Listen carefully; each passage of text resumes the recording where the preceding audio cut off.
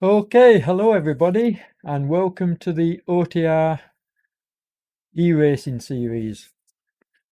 Today we're on the Puig Major, hope I pronounced that correctly, on the island of Majorca. This is, I think, the steepest climb on the island. You can see from the profile there's some serious climbing today, and that's going to be a real tester for these races. Now hopefully this time I won't get kicked out. I've set the alarms to remind me. So we should have start to finish race coverage.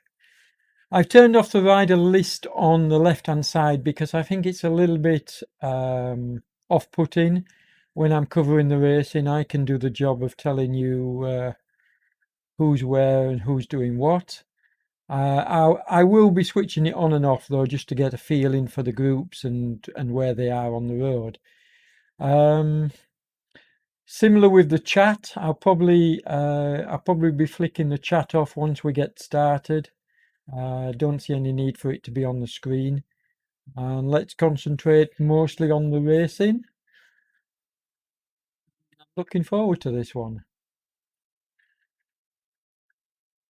Now, obviously, I'm not racing myself. The idea of the race coverage is I have to join the race in order to be able to cover the race using RGT spectator mode. And what I can do is I can switch between riders, so I can follow different riders. I can head to the front of the groups, I can head to the rear of the groups, but I have to change riders one person at a time. So bear with me as I do that and try to show everybody that's on the road. This is pretty new to me. I've not managed to do a really good job just yet. I've covered a couple of races, but I keep forgetting. I get so caught up in the commentary and what's the action, what's going on screen. I forget that I have to jump back on the cycle before the 30-minute point and start pedaling in order to stay in the race. But as I say, I've set alarms today, so that should happen.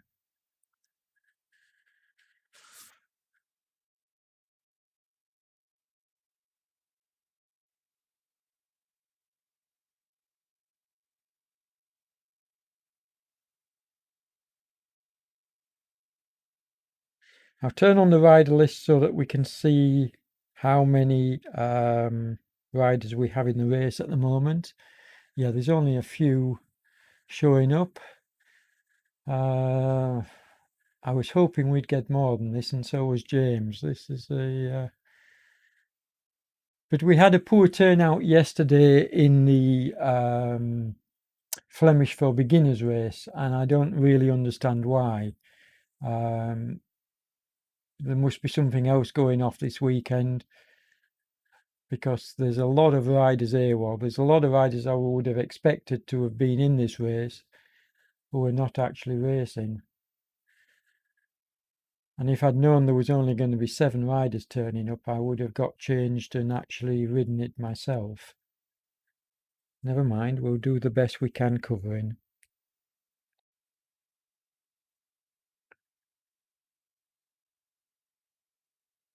Okay, I've got to jump on the bike so that I can cover the start. And then we'll get into the race commentary.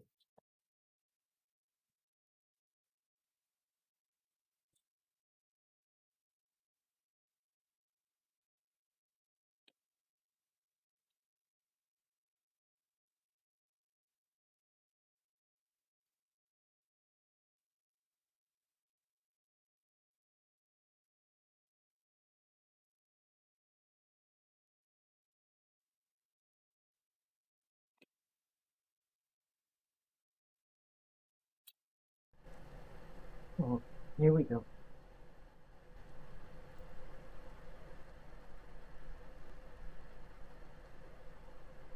Okay, right, we'll start the race commentary.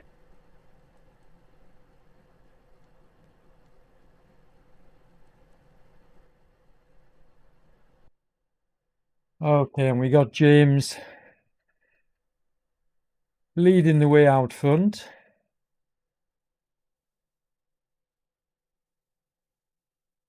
And the guy following him.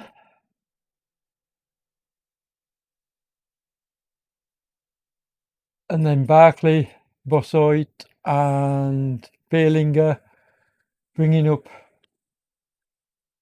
the last few riders.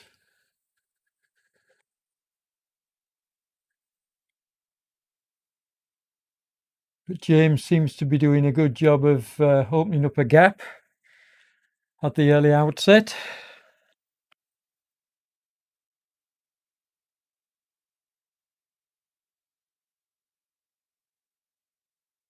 There we go. Let's have a look from behind. It's a beautiful interface, the spectate mode. You can pan around the course, but it takes some getting used to, but it's quite nice. I really do like the dynamics of it. They've done a good job with this. So we've got James has managed to open up a 60-meter gap on the following three chasers,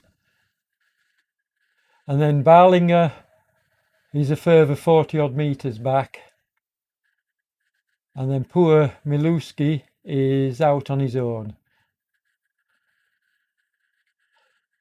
You can see the gap on the road. You can't even see the riders in front. Let's have a look and see if we can find out how far Barlinger is behind. Pan around a little bit, have a look up the road. Yeah, there we go.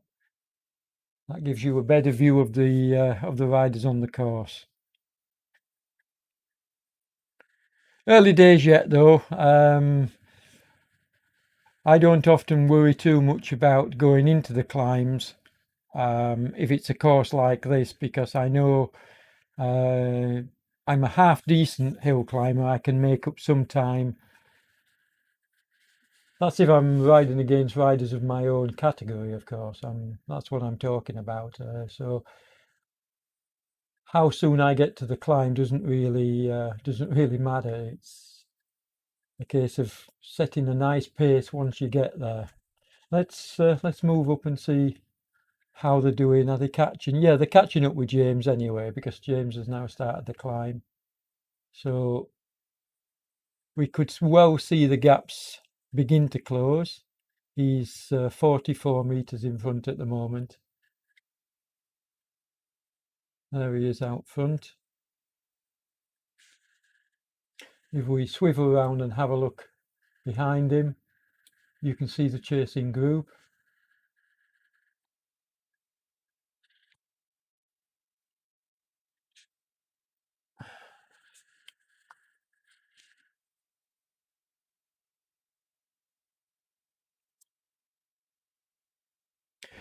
But as James said in the commentary, in the comments on Facebook, with so few riders on the line starting the event, it's not going to be a very difficult race to follow. I'm not going to be flicking through riders, which is a bit of a shame. I would have liked more of a challenge in terms of race commentary, because when you're flicking between the different groups, the different rider groups, it can be a little bit tricky remembering where you are, certainly if you turn off the rider list. But I'm going to leave it on screen. I might as well. Let's have a look and see what's happening at the back. There, oh, there I am, of course. Miluski is last rider on the road. Discount me because, as I say, I'm not taking part in the event, but I have to be part of the event in order to be able to cover it. But you'll see me stay at the back until I have to jump back on the bike for a few seconds to turn the pedals. So Miluski is the Lantern Rouge, currently 900 meters behind. And then you've got Barlinger. He's 360 meters behind the leaders. Nagayan, he's 165 meters behind the leaders.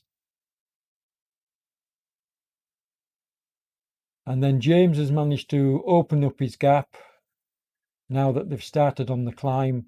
We haven't got to the steeper sections yet, so we'll see how James does.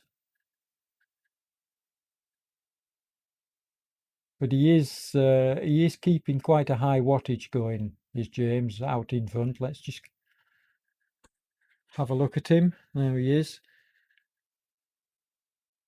3.84 watts a kilo. His chasers are putting in good wattage. 4.2, 3.7. So yeah, the chasers are trying to close the gap. But it's going to be a long ride. It's going to be a long commentary.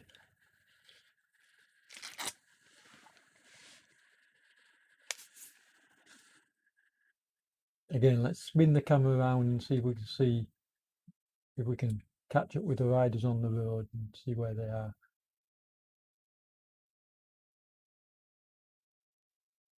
Trees don't make it easy when I'm trying to whoops, bit too far.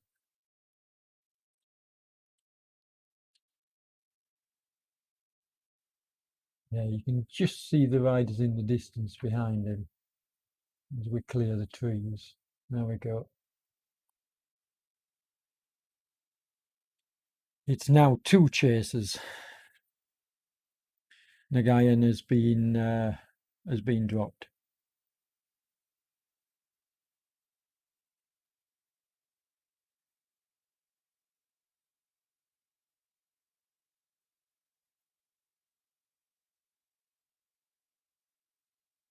On a climb of this nature, of such length and of such severity, 90 meters is nothing. They can close that to James, and the opposite side of the coin is James can easily open up that gap, which he's currently doing at the moment. So it's too soon to call yet, but if James manages to stretch the lead out to, shall we say, 300 meters on this early part of the climb, then I very much doubt they're going to catch him.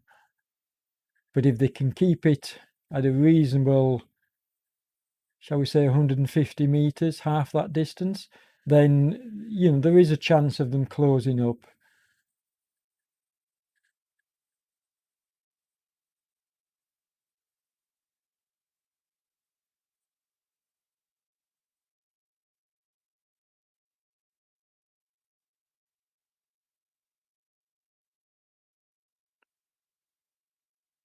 And the Guyans, what we call in no man's land.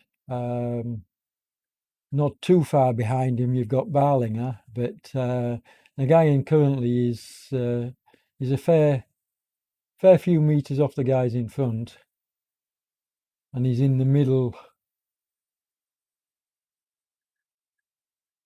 with Barlinger chasing him. So that looks to be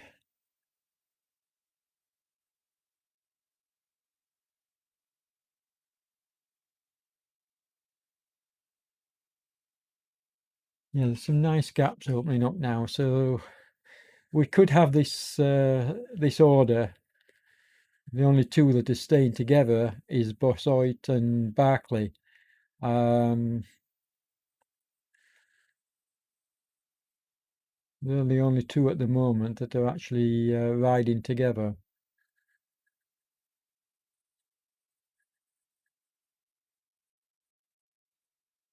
So it's likely we're going to have this this order for quite some time.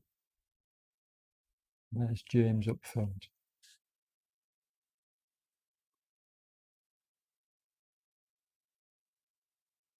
Now the scenery you're seeing is not, obviously, this is not one of RGT's real roads. This is one of what we call a magic road, where RGT have digitized the GPX files to give them the correct route elevation. So this is basically should feel like riding the real thing. You've got the same elevation profile, the ups and downs of the course. Where it differs is Magic Roads loads generic scenery, rocks and trees and grassland. Now it does a nice job to fill in, because you wouldn't want to be riding on a road where there was no scenery, or the scenery, wasn't switching and changing around. But it doesn't bear too much resemblance to the real thing, which is on the island of Majorca. However, to RGT's credit, they're working on this all the time, and I think we're on version 2 of Magic Roads at the moment. And in future versions, they're going to release packs where you'll be able to choose in the Magic Roads what kind of scenery you get. So you may well get beachfront scenery, you may well get alpine scenery, you may get sand scenery. I don't know. It's very early days in the development for RGT in terms of the Magic Roads, and it's pretty exciting when you consider what they can do. That they can, you can recreate a road and a route from anywhere in the world. So if you're training, shall we say you're training for a specific event, you could actually ride that event over and over and over again on your turbo, on your smart trainer, until you've nailed it, until you know where the bends are, you know what's coming, you know how much effort to give. Certainly if you're using something like a power meter where you can record all the settings, it's a useful tool.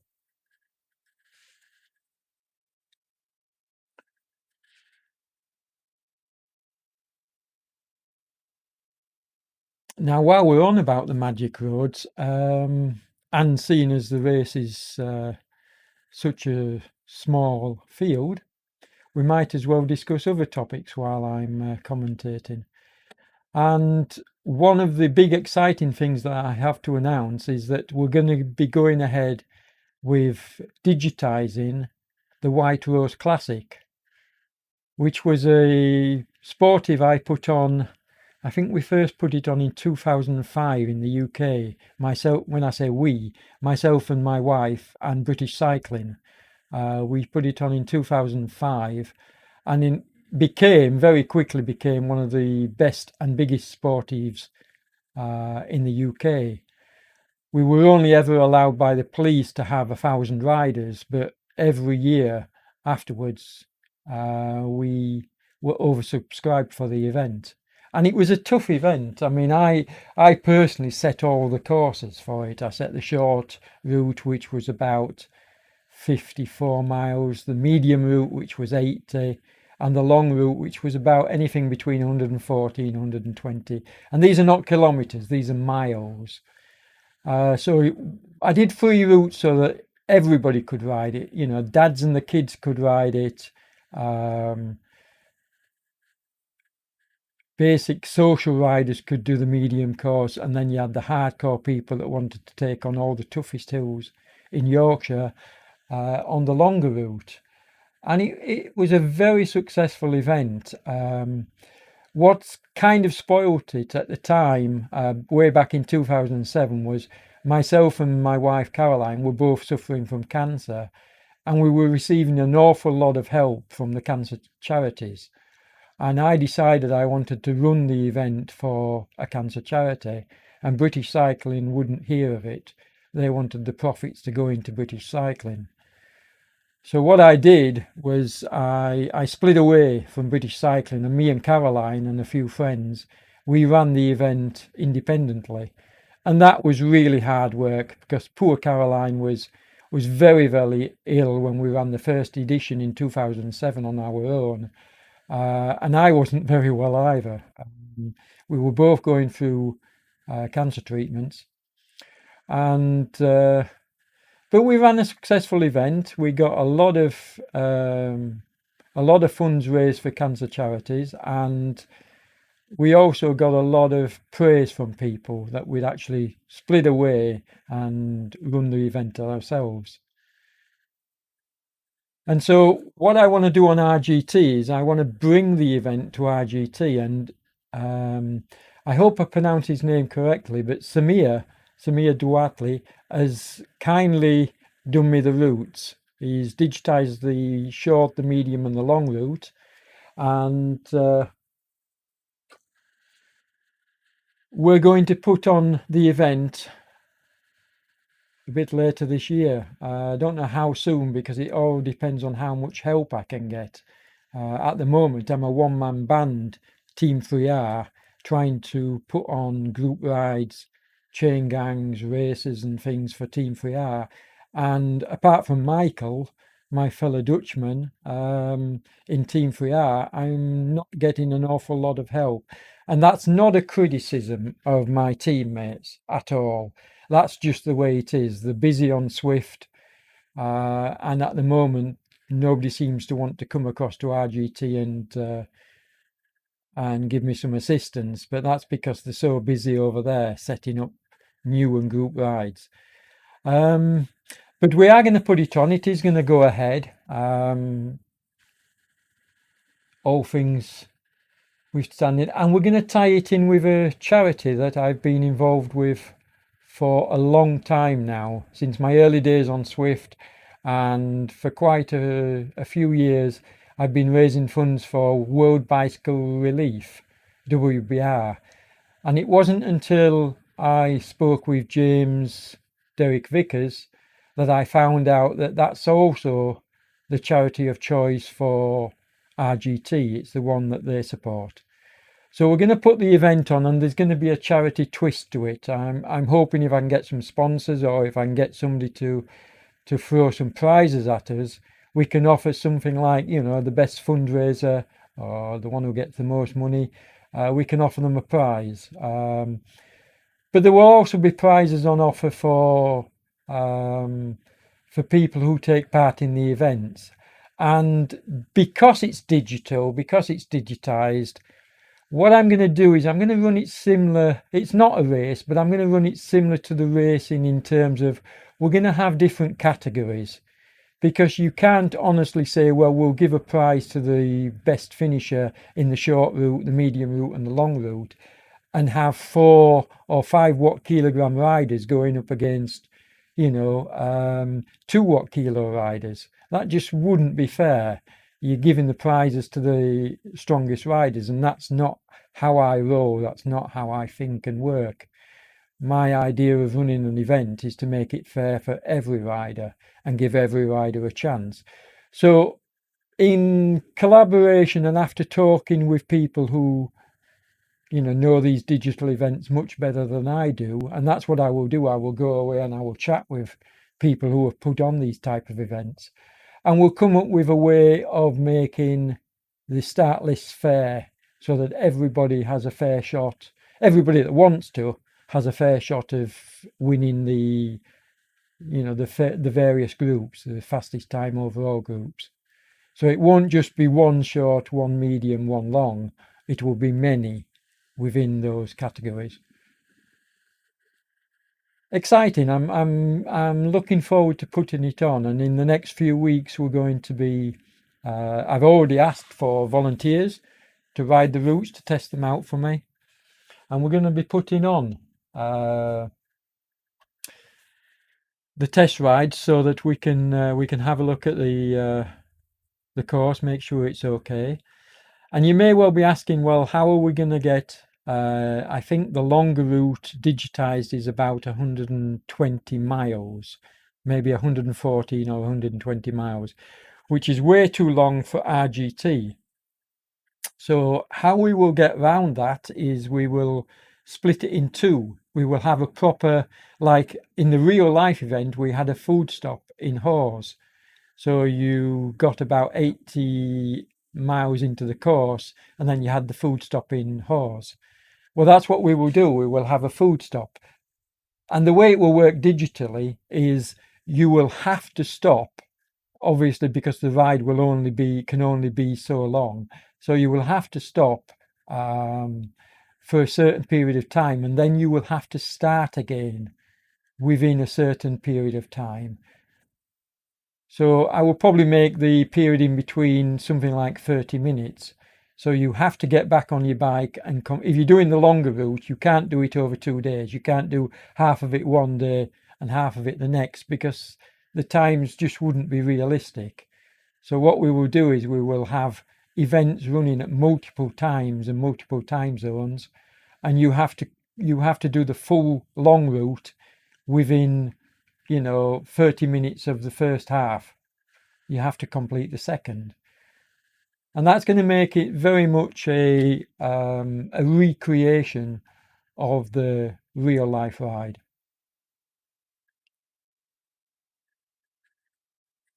Anyway, back to the race. Let's oh, why has Miluski stopped? I hope he hasn't given up the ghost. I hope he's just taking a break. But it must be a bit demoralising when it's such a small field and you're on your own, you're at the back. I think he has packed, actually, looking at how far he is now behind. He's 2 kilometres behind the nearest person in front of him. So he's probably packed in. So let's go to the next rider on the list. There's James out front. And they're managing to keep, we've now only got one chaser. Mr. Barkley's chasing him. And he's 135 meters behind. So he's managing to keep the gap manageable. And we're still very, very early into the ride. So Barkley's keeping the gap at a reasonable distance. And then behind Barkley, you've got Bosoit. I hope I'm pronouncing your name right, mate. Bosoit is a further 30 odd meters behind, I believe, is he? Yeah. So, and then in terms of a podium place, if the current riders stay as they are, Nagayan's out of it. I don't think he's going to close up that gap and get on the podium. He could do, don't get me wrong, he could do, but just looking at the wattages and figures being put out, I think we've got the 1, 2, 3. Not necessarily in the order that they are in at the moment. So we'll just go back to them. You've got Bosoit in third place, and he's 290 meters behind James in the lead. Then you've got Barkley, and he's 114 meters behind James in the lead. So those positions can change. You've a long way to go. But if I'm honest, I don't see Nagayan closing the gap. I think it's just gone out a little bit too much now. And I think Barlinger's just enjoying himself. He's having a whale of a time, which is what I'd do, to be honest. If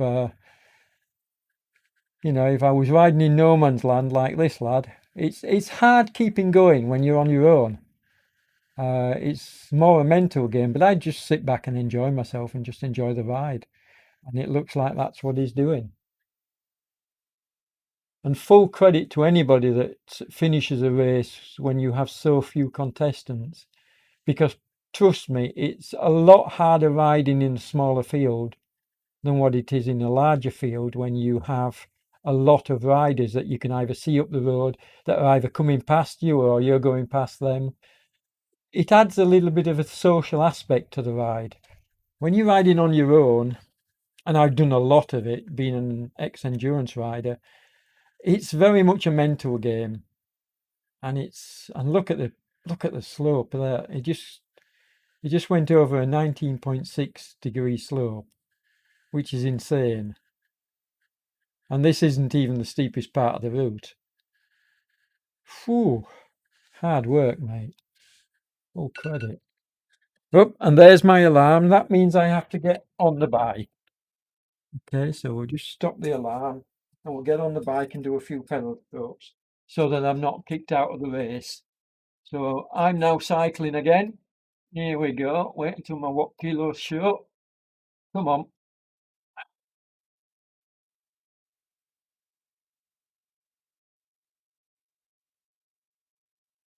Let's just make sure that I am moving by if we go home. Now, why is it not moving me? Come on. This is not a nine.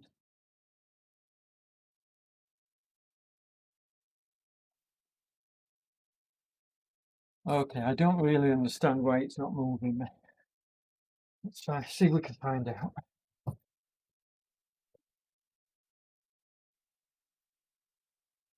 Okay, GUI, power cables, etc. There we are.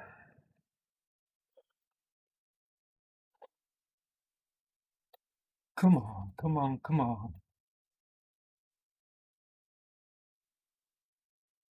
Why is it not finding my power?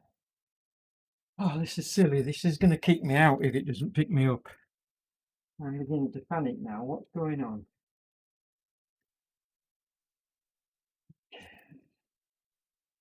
See if we can get the power meter going.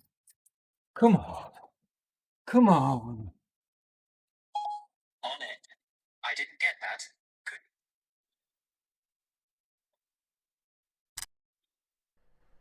Oh, there we go. There we go. We got it. Panic over. Now, I'll have to be mindful of that in future races. For some reason, RGT had disconnected, probably because I haven't used them for 25 minutes. RGT had disconnected my power source. So that's something to watch out for in future. Let's get back up the front. That's something else to watch out for in future videos. Make sure I don't get kicked out. I'm starting to panic a little bit there. 2 minutes to spare. Managed to get the power working. What happens, and you've probably seen it in previous videos, is if you don't turn the pedals and you don't have the power showing for 30 minutes, it assumes you've quit the event and it kicks you out of the event. So you have to turn the pedal and you have to have your power meter recognized to do that. Anyway, back to the race, and some exciting stuff happening because James is now being caught by Mr. Barkley. And like I say, we're on the steeper part of the course, 18.4%, and Barkley closing the gap. So we could have a change in leadership. Yeah. Let's see what's happening a bit further back. So there's Barkley. Besoit is a good way back, but never say never. Not too far.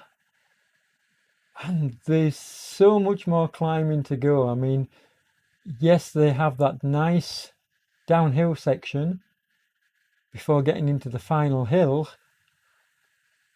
but there's a lot of climbing still to go on this section. And steep climbing at that. Just look at that profile, although I think they are on, I think this looks from the profile.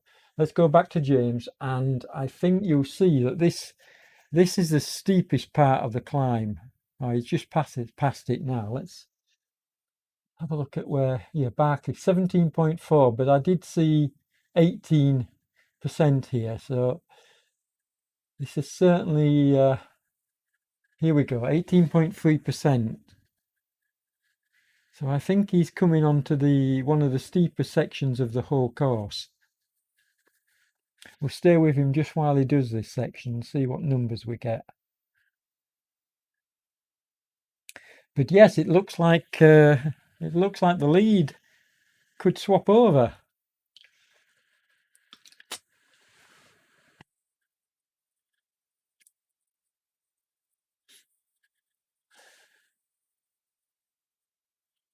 Let's turn off my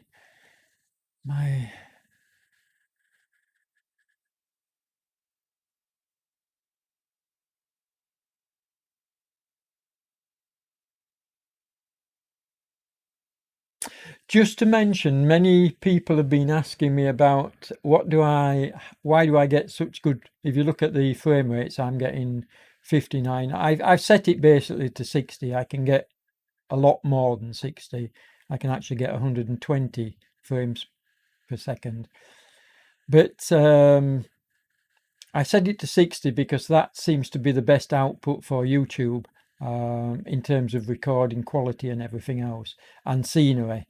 And people have asked me, why is it so good? Well, I built my own PC, and basically it's an old PC chip, but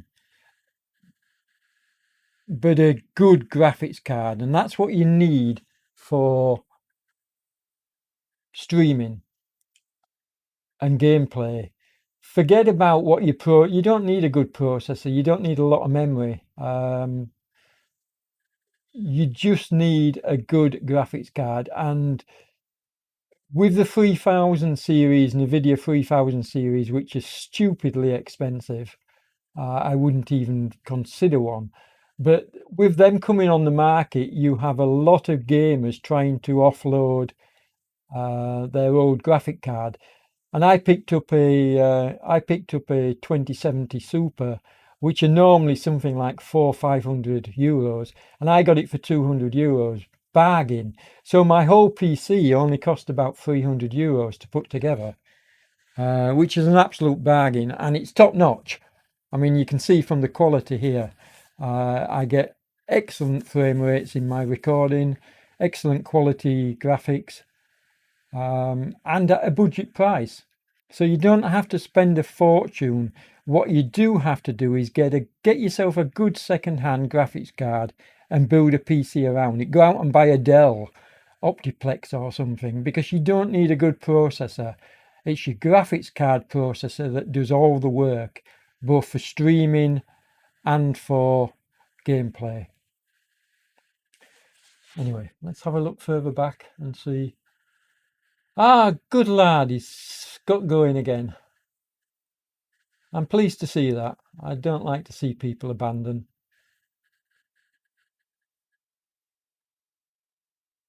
Well done, Miluski. Well done. And Barlinger's still chugging away. But he's not that far behind the Guyan now, so those two could well come together, swap positions.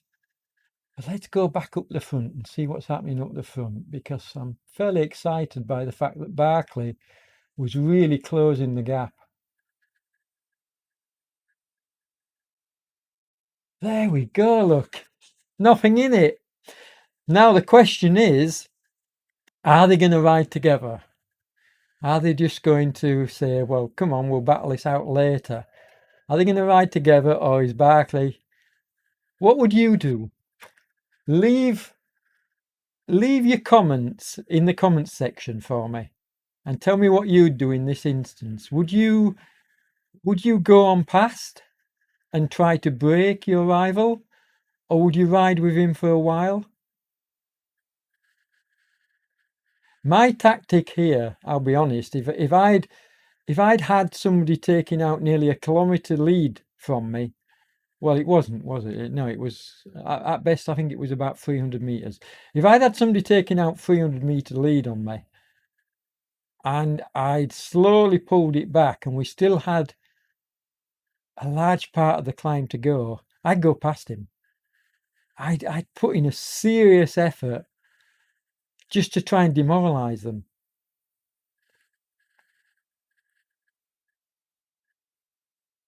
But what would you do? So this is going to, I'm really pleased about this, because this is going to make this race now a bit more interesting. I thought it was a foregone conclusion. I thought James would just, there you go, he's giving the wave to Barkley. Nice to see, really nice to see.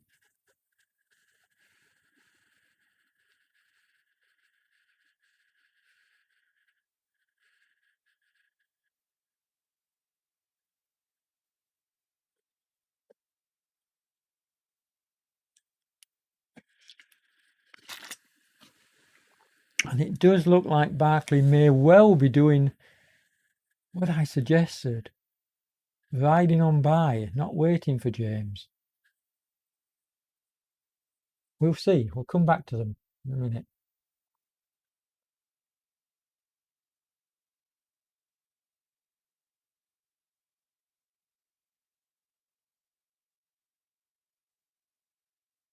Mr. Bossoit is currently 400 plus meters behind, so he's certainly not out of it, but that's going to be a tough ask.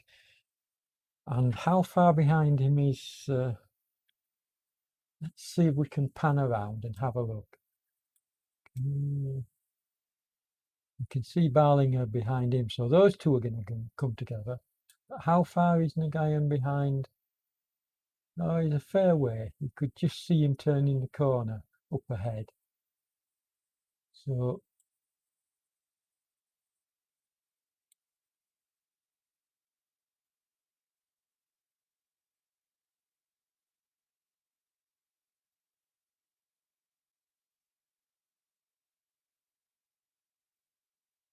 is it? Oh, you could get drunk doing this, couldn't you? There we go. So you can see the battle there going on.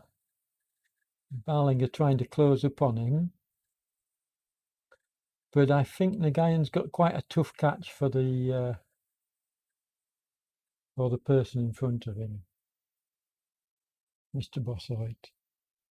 And he's got a tough ask to catch the people in front of him.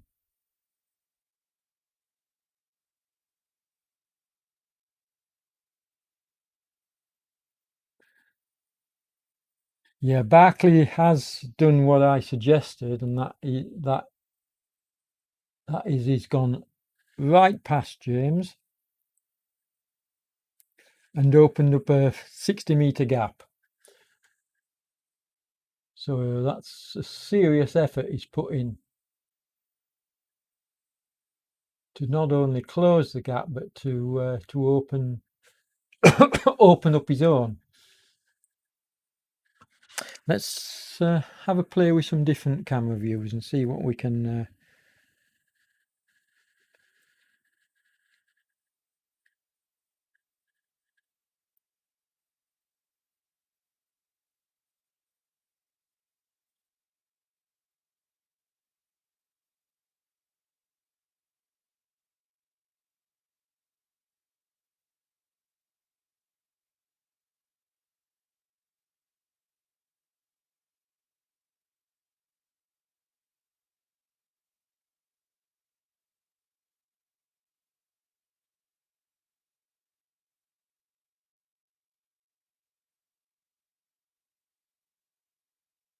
You can see the gap on the road there now.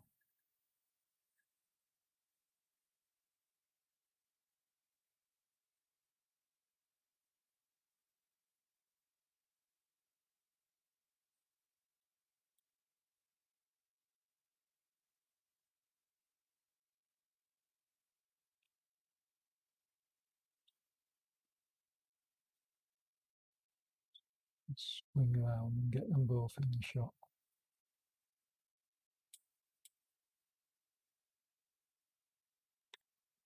There we are. That's a nice shot. Yeah. So he's opening up a good. I mean, he's opened it out now. Really going for it.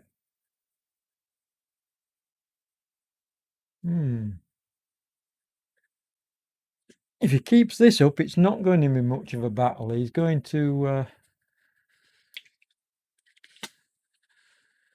have too big a lead to pull back once he crests this climb, and he's done what I think is the steepest part of it already. So I can only see his lead growing. Interesting.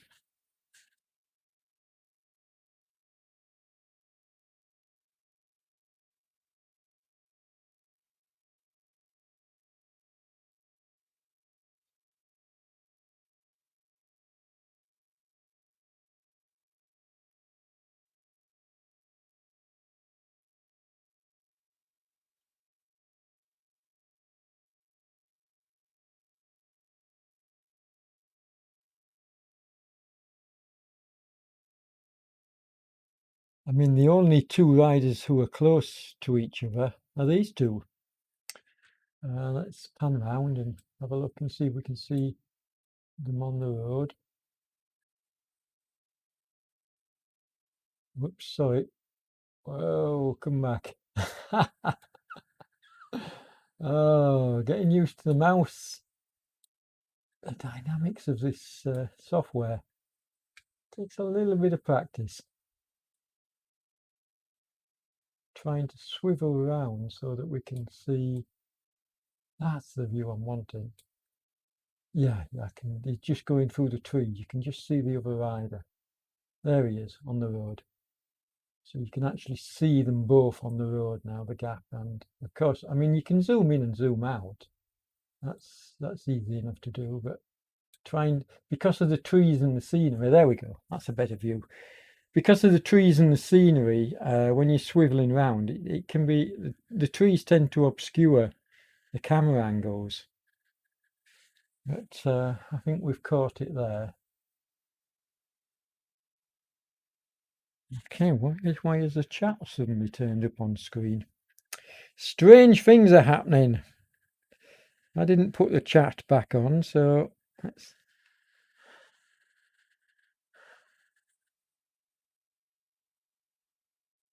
Okay.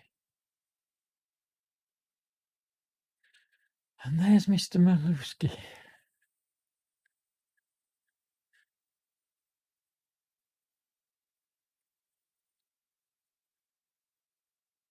I think he's just decided, looking at his kilos, he's just decided to finish.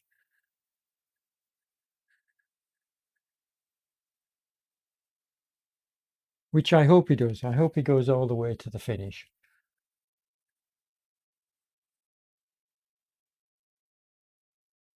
And there's me at the back. Nobody wants to see me. So there we go. Barlinger. Oh, he's catching the guy. And so, yes, now then. Are we going to have a similar kind of thing as Barkley and Ogilvy? Where Barlinger catches him and then goes straight past, or are they going to ride together?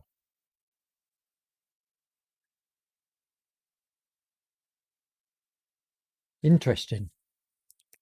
So we have a race within a race.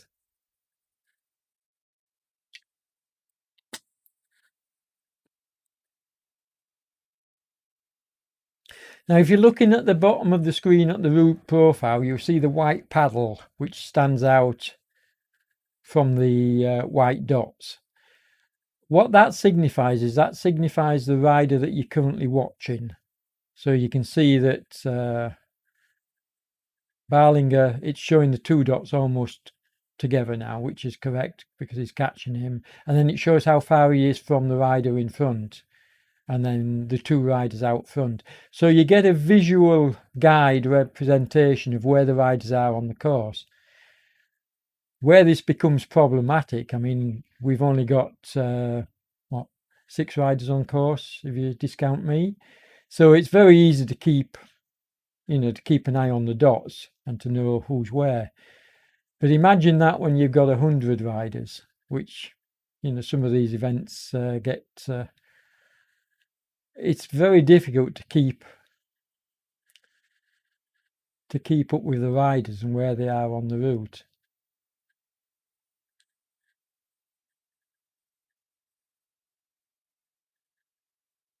I'm loving this spectate mode though. I think for other races when I'm covering them and commentating, I think it's going to do a pretty good job for me.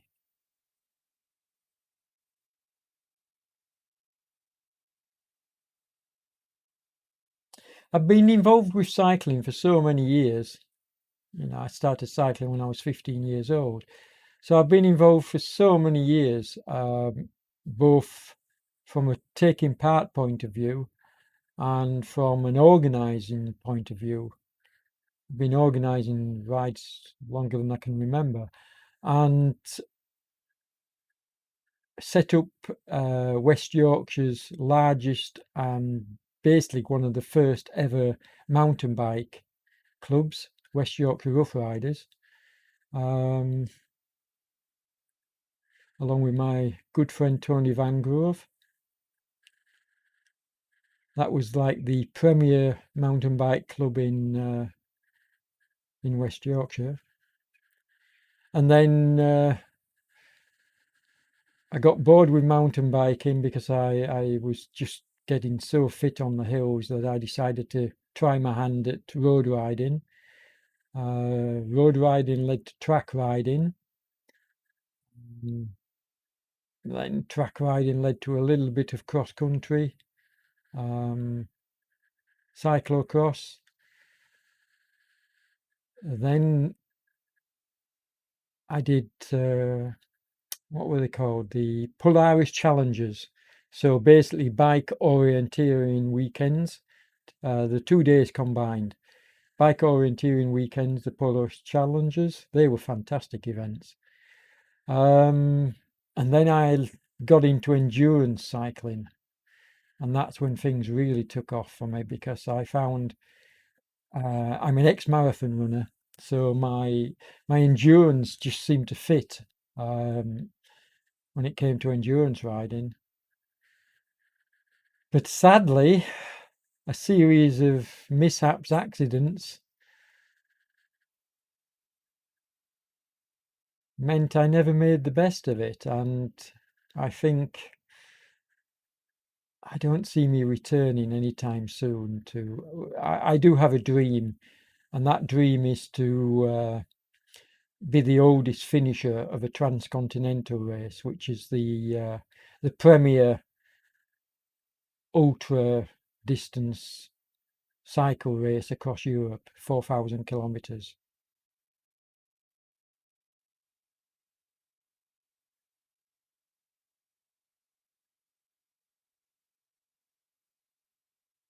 But I can't see me taking part in an event like that for a few years yet. I'm still nowhere near back to what I'd need to be. If I decide to do it, I mean, I'll decide later on this year, depending on my current level of fitness and pain levels, because I still experience an awful lot of pain. I broke my hip and damaged my knee in a really serious accident quite a long time ago now. It was last September. And I'm still suffering from it. I still get a lot of pain. So I'm not sure. I'm not sure what I'll end up doing. I'm enjoying the e-racing again at the moment, but at a very low level for me. But that might be enough. That might just be enough. Putting on events as well. I'm going to be introducing more Team 3R rides on RGT. We're going to be switching things up. We've got the White Rose Classic coming up. So I could become heavily involved in group rides and organising rides and events that I might just forget about the transcontinental. But at the back of my mind, it's like an unfinished challenge. And anybody that knows me will know that I don't like things left unfinished. I really don't. I'm too competitive. I play children's games with my little girl, my oldest girl, and Hilke, my partner, says, you need to let her win sometimes. And I say, no, what is she learning if I let her win? She's not learning anything. She has to learn to win of her own accord. And this is a game like Ludo. So you can see how ultra competitive I am. I'm probably an arsehole. I'm sorry for using that word, but I probably am for the way that my mindset works. But I've been like this almost all my life. From a very early age, I was told I'd never amount to anything. That's me getting back on the bike. So just bear with me while I turn the pedals again. So let's turn the power on and find myself. There we go. Let's start cycling again. Oh, there we go. Now this time, for some reason, RGT hasn't stopped the power meter.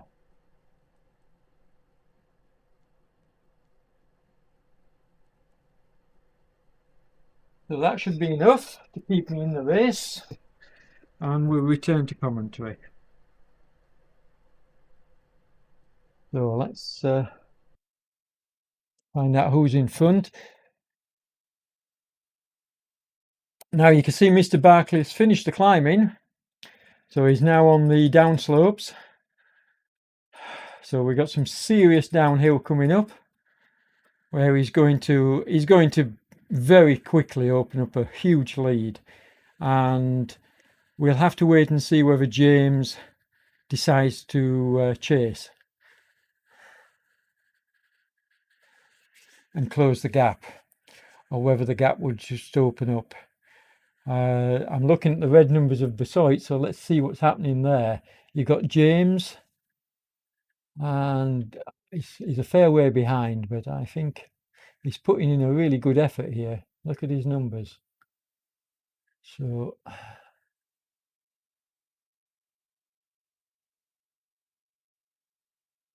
and then further down the field, you've got Barlinger.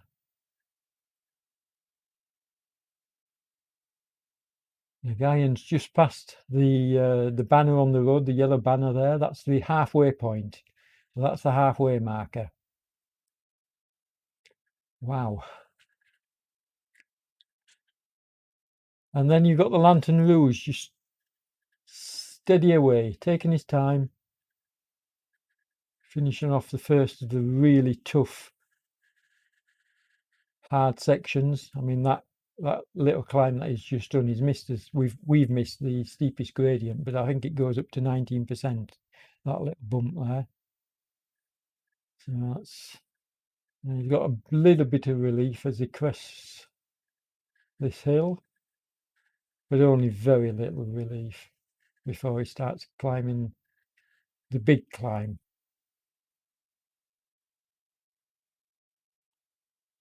So here he is, you can see him cresting. The representation, the digital representation of the roads is really nice. And if you've got a half decent smart trainer and it's changing resistance for you, it feels very, very nice. I enjoy e-cycling, I really do. It's quite exciting what they've done with it. Whoops, what's happened there? Let's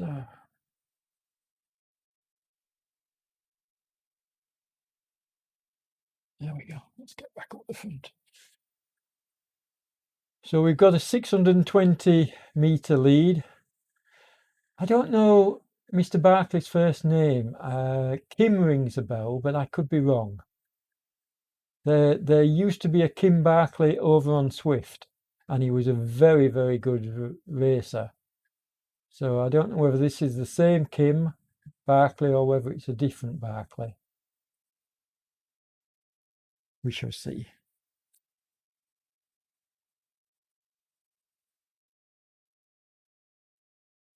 Now we've got James. Let's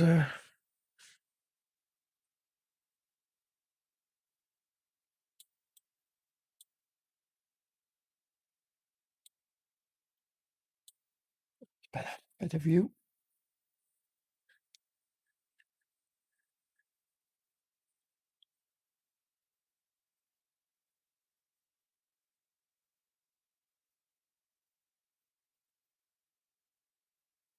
Okay, he's closing the gap slightly, but it's a huge gap now.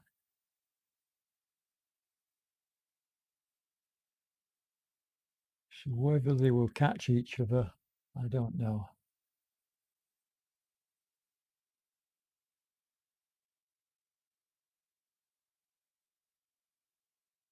And in third place, you've got Besoit.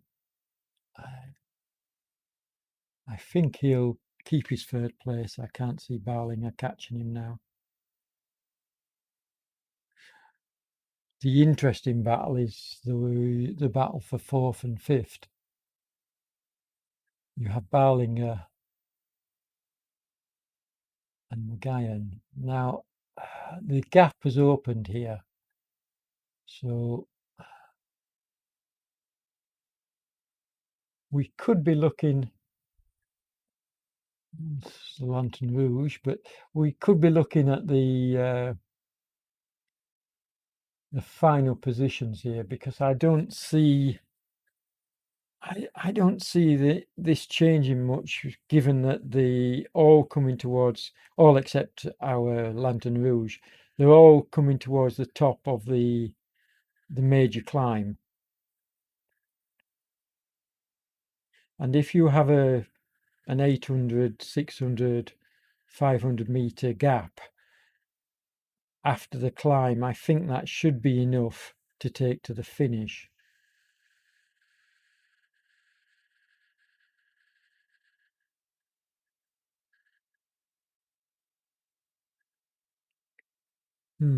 Interesting.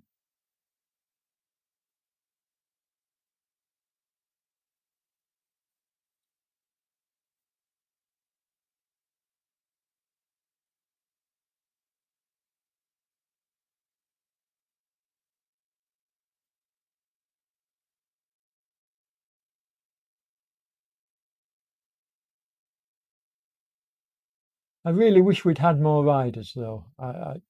I think it would have been a very exciting race if we'd had more contestants taking part, because the course really lends itself to, it's a challenging course for any rider.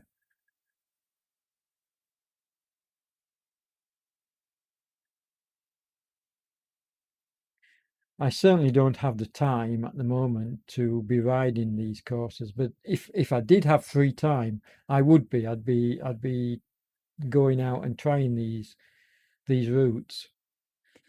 But there's just so much at the moment going on, and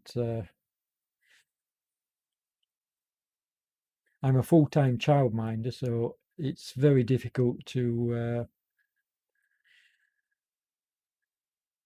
find extra time above and beyond what I'm devoting to RGT at the moment.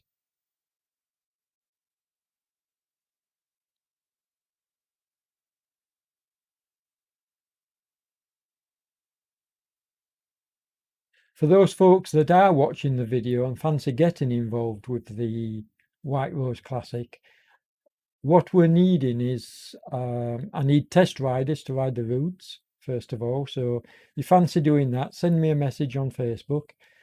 But the other thing I need is anybody that's capable of putting together some half decent artwork. I need something like a white rose and the logo for the.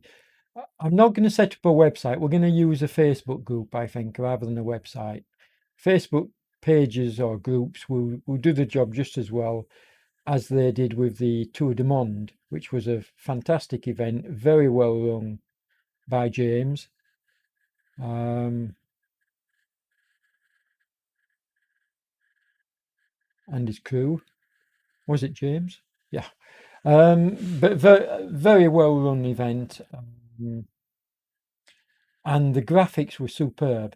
Do you remember the videos?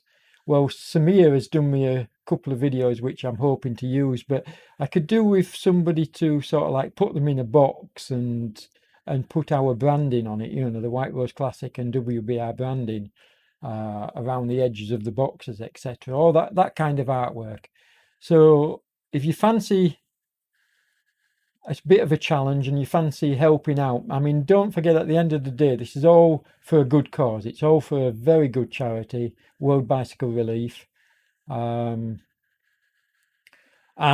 also it's helping RGT become established, because the more we can promote events on RGT, the more we can see riders coming over from the other platform, Swift. I mean, I don't get me wrong, I'm not knocking Swift. Well, sometimes I do, yes. But Swift has been really good to me. I've been on the platform since its inception, or shortly after. And, I've done a lot over there. I was the Swift distance champion, the 24-hour champion for a couple of years. I broke all kinds of records over there. Had a great team around me, still do. It's now Team 3R, but previously it was Team DZI and then Team WBR, World Bicycle Relief, and now it's Team 3R. And so I've a lot of fondness of Swift, but it's run its course. I've done my bit there. I really wanted a new challenge, and when Jonathan asked me, well, he didn't just ask me, but he asked, did anybody want to take on the reins of trying to establish 3R over on RGT? I jumped at the chance because it's the kind of challenge I really enjoyed.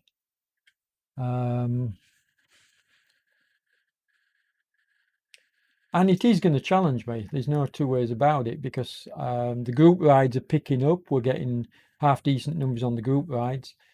Although for some reason this last week has been poor in all aspects of rides. I mean, yesterday's race, today's race, my group ride, really poor turnout, and I don't understand why. It's not a public holiday, but something else must be going off to see such low numbers turning up for events. Anyway, that notwithstanding, yeah, there's a lot going off on RGT for me. I really want to get the Team 3R group rides getting significant numbers. I want to get this event off the ground, because that, I think, will not only establish Team 3R as the main sort of like organisers, showing that we can put events on, but also WBR, charity which is very close to my heart, and RGT. If we're on YouTube, we're promoting the event. It all helps to raise the profile of all three, and all three being Team 3R, WBR, and RGT. Let's go back to the front because there's some action happening.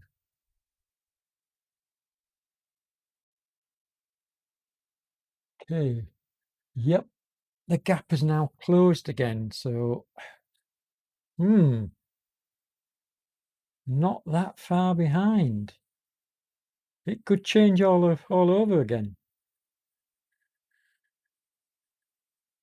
Interesting stuff. But talking about RGT and Team 3R, one of my biggest goals is to get the YouTube channel established, so that I'm covering events, not just my own events, not just the Team 3R, but I'm covering events for other race promoters, like this one. Like James has asked me, would I cover this? And I'd like to do that more. So if you'd like to see more content and you'd like to cover more races, then please subscribe and like the videos, because the more subscribers I have, then the more time I will spend on YouTube. I will deem it worthwhile.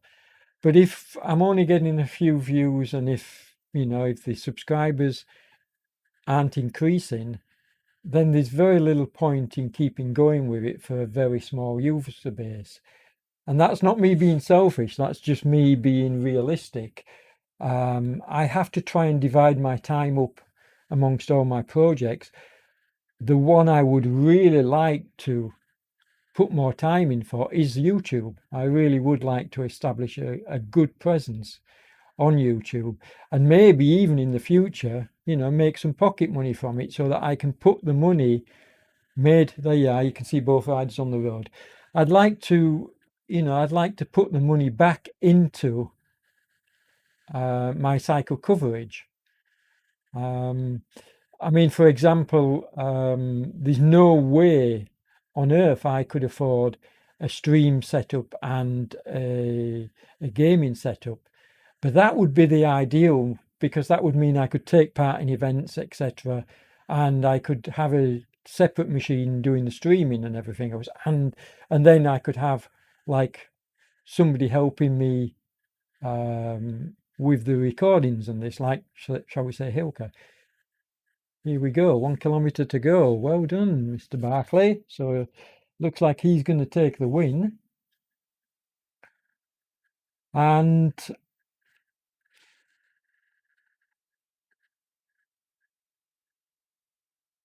so if you haven't already subscribed, please do so. And isn't that a nice touch? I don't know whether you noticed that, folks, but did you see my name was on the tarmac and other riders' names? I think that's a really cool feature RGT have built into this Magic Roads. It must take the names out of the rider list and just independently put them at various places on the road. And the first time I ever saw that, I was actually in the middle of a race and it really boosted me. It really made me want to try harder because it's such a cool feature to see your name painted on the road.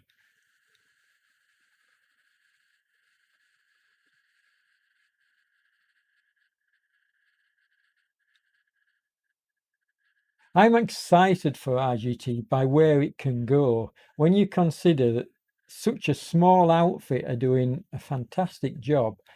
You know, they've nowhere near, you know, a fraction of the money being poured into Swift. And yet, for me, the software, I mean, I think it's better than Swift. I think the software is better than Swift. From a rider's point of view, I enjoy riding on RGT more than I ever enjoyed riding on Swift because for me it's more realistic. I think Swift is more gamified, and I don't want gamified when I'm cycling. You know, what's the point of a power up and sticky draft? And that's not knocking Swift. That's what Swift is. Swift is a game. RGT is real cycling. So I'm excited by where this platform can go when they get sufficient funds. I'm going to stick with Mr. Barclay until he goes under the finish banner, and then I'll switch back to James. But I'm excited by where it can go, given that it's such early days.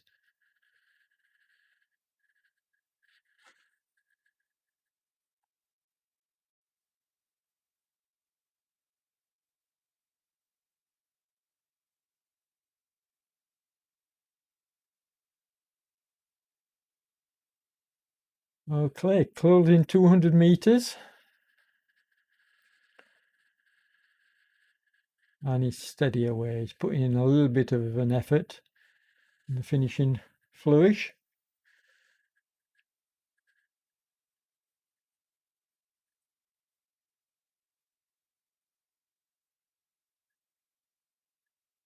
But there's your winner, Mr. Barclay. Nice the way that he came upon James, went straight past him. That was a good. Here's James coming in, just 250 meters behind. So a really good effort from both riders on the road. Well, a good effort from every rider. Anybody that finishes this course deserves full respect.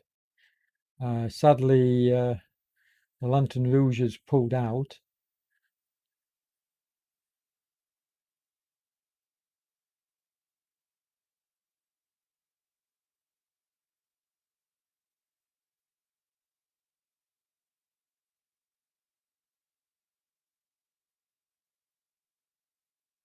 James giving it a bit of a finishing flourish.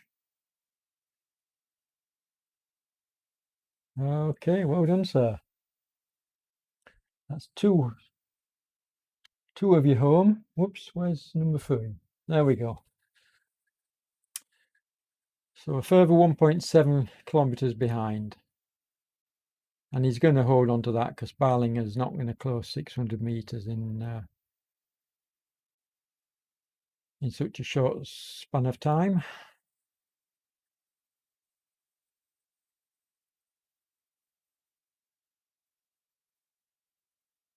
Really enjoyable race in terms of coverage. Like I say, it's a shame there wasn't more riders. would have made it a bit more exciting for you, the viewers. But I've enjoyed doing this. I've enjoyed covering it. I've learnt a lot actually, just just sat back here playing around with the controls, and certainly the fact that I couldn't get my power to switch on after the first 25-minute gap was of concern to me, and it's something which now I know to look for, I will allow for. So we shouldn't have, if I do my job right, we shouldn't have any more events where I'm getting kicked out. I mean, the proviso to that, of course, is like all platforms. I mean, Swift was no different when they started out. RGT still have a few issues now and again, not many, but a few issues. This last week was a bit of a problem. I had two events that I just couldn't get in on my own group ride on Tuesday, and then I tried to cover an event on Wednesday. But the great thing is that they address the problems, on the spot. It's not like you put in a ticket with Swift and you're waiting weeks later for a response. They're on to it straight away and trying to sort the problems, which I like. But that's because it's such a small in terms of, when you think group sizes, small user base compared to something like Swift. Okay, last kilometre, sir. Come on. Let's see you finishing strong.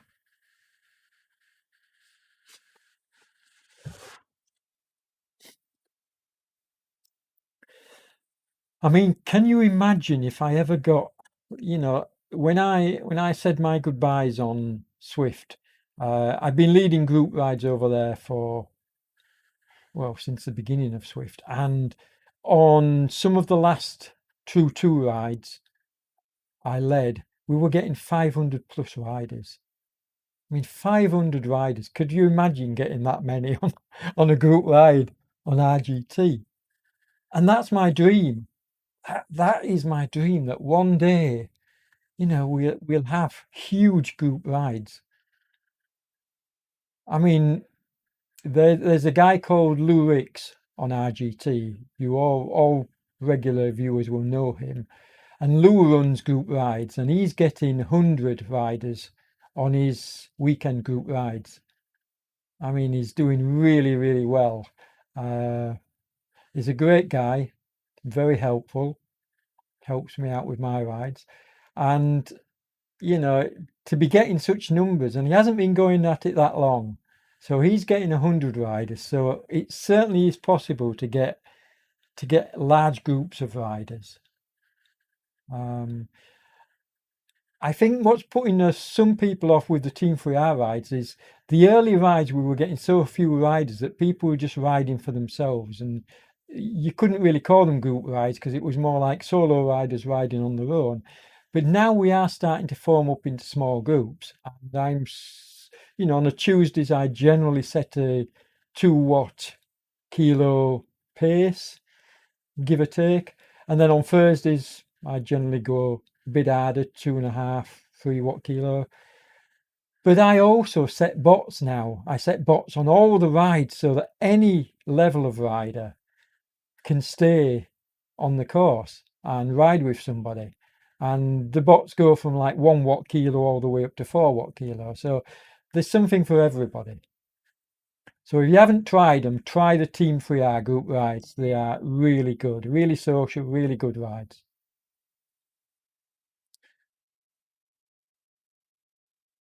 And here we have Mr. Bossoit coming into the finish. Look at the effort he's putting in. Well, good on you, lad. Good on you. He's really putting in a hard effort to finish, and that's great to see. Not sure I could do that after, 26 kilometres of cycling, and he's putting in 5 plus watt kilo. What a star. What a star. Come on. You got to finish it. You got to finish it. Come on. What are you doing? He stopped cycling. He must have thought, okay, I'll just free wheel to the finish. And he stopped cycling. You got to keep going. There you go. You're under the banner. Well done, mate. Okay. Why is it? I don't understand why it's showing a few meters remaining, but anyway, on to Mr. Barlinger.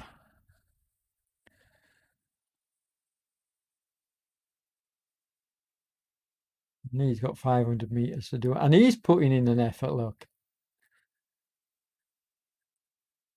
it's good to see.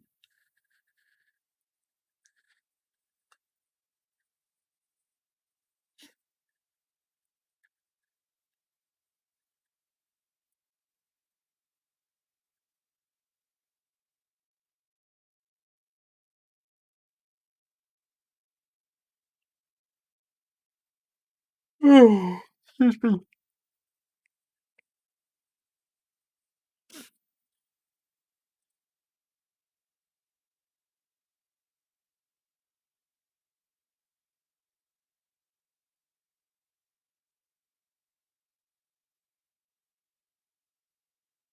While we're watching Mr. Barlinger come home, the other thing which is getting some traction on RGT is ladies' rides. A friend of mine, Kate, I can't pronounce her name for the life of me. Kate oh, I'm not even going to try. Anyway, Kate C. She's leading group rides on races on RGT at the moment. She's got group rides going Saturday and Sundays, and she's getting some take up. So if you're a lady thinking about riding riding RGT, give it a go. Join Kate's rides. Very social. She's a lovely lady. And the pace, they keep pace with. They don't drop anybody. They keep pace for all the riders. So okay, last man on the road, Nagayan, and he's got 1.2 to go. So yeah, join if you're a lady and you want to try cycling RGT. Either join Lou Rix's rides because again they don't leave anybody on the road. They look after all the back markers. Join Lou's ride, and Kate takes part in those rides. But the other thing is join Kate's rides if you're a lady because we need more ladies taking part certainly to make it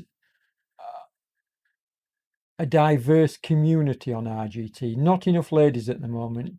The races have only got small numbers in. It would be lovely to see more.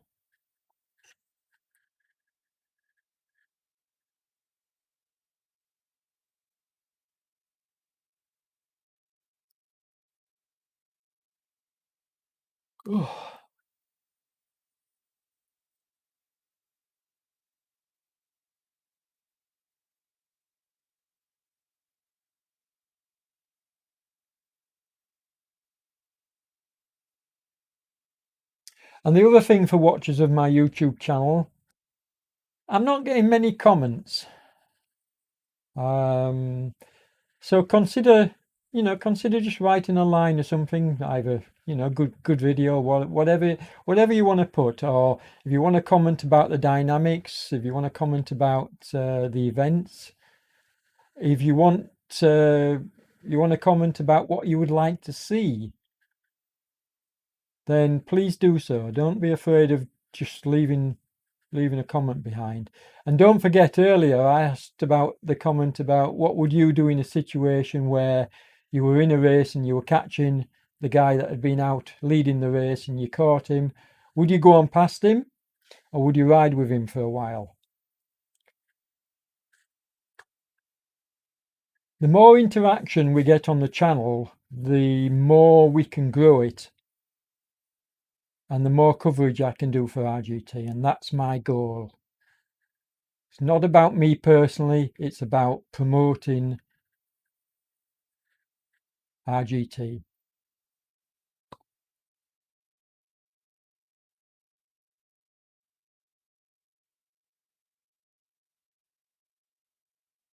Oh, okay.